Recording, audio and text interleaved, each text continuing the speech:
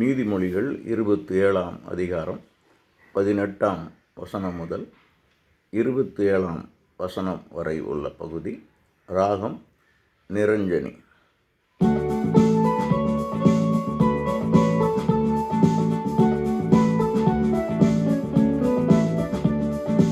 அத்திமரத்தை காப்பவர்கள் அதனது கனிகளை சுவைத்திடுவார். தம் தலைவர்க்கு அரணாயிருப்பவர்கள் அவனால் மேன்மை அடைந்திடுவார். அத்திமரத்தை காப்பவர்கள் அதனது கனிகளை சுவைத்திடுவார். தம் தலைவர்க்கு அரணாயிருப்பவர்கள் அவனால் மேன்மை அடைந்திடுவார்.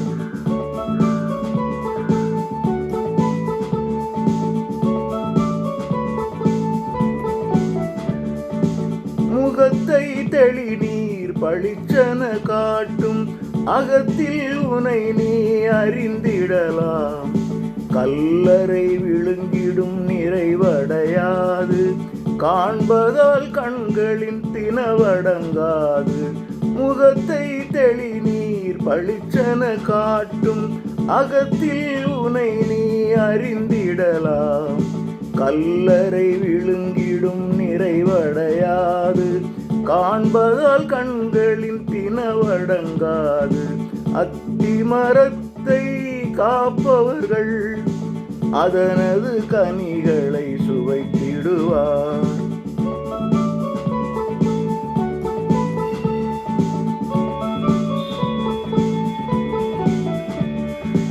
வெள்ளிக்கும் பொன்னுக்கும் சோதனை உண்டு, அதனதன் உலைக்களம் அதனை செய்யும். புகழ் பெற்று விளங்கும் தலைவனுக்கு அவனது புகழே சோதனையாம். வெள்ளிக்கும் பொன்னுக்கும் சோதனை உண்டு, அதனதன் உலைக்களம் அதனை செய்யும். புகழ் பெற்று விளங்கும் தலைவனுக்கு அவனது புகழே சோதனையாம். அத்திமரத்தை காப்பவர்கள் அதனது கனிகளை சுவைத்திடுவார்.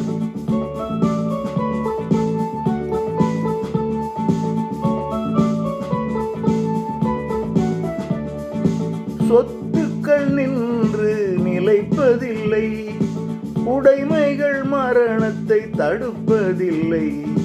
நைய புடைத்து தண்டனை தரினும் மூடரின் மடத்தனம் விலகுவதில்லை.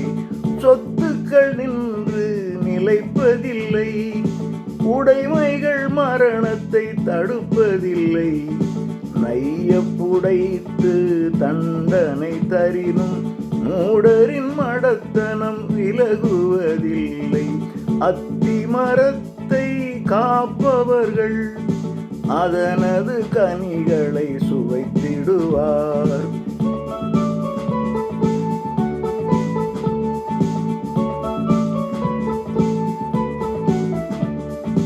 புற்கள் முளைக்கும் பச்சிலை தோன்றும், மலைகளில் மூலிகை பெருகி நிற்கும். அவைகளை வீட்டிற்கு கொண்டு வந்தால் அதனால் அனைவருக்கும் பலன் கிடைக்கும்.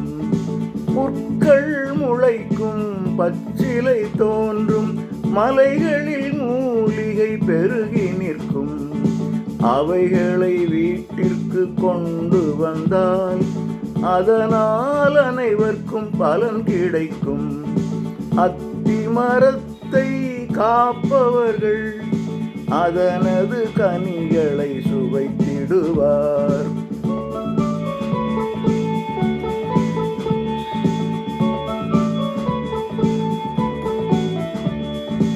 மந்தையில் ஆடுகள் பெருகி நிற்கும், அதை விற்று விளை நிலம் வாங்கிடலாம். ஆடுகள் உனக்கு ஆடை தரும், குடும்பத்தின் தேவைக்கு பாலும் தரும். மந்தையில் ஆடுகள் பெருகி நிற்கும், அதை விற்று விளை நிலம் வாங்கிடலாம். ஆடுகள் உனக்கு ஆடை தரும், குடும்பத்தின் தேவைக்கு பாலும் தரும். அத்தி மரத்தை காப்பவர்கள் அதனது கனிகளை சுவைத்திடுவார்.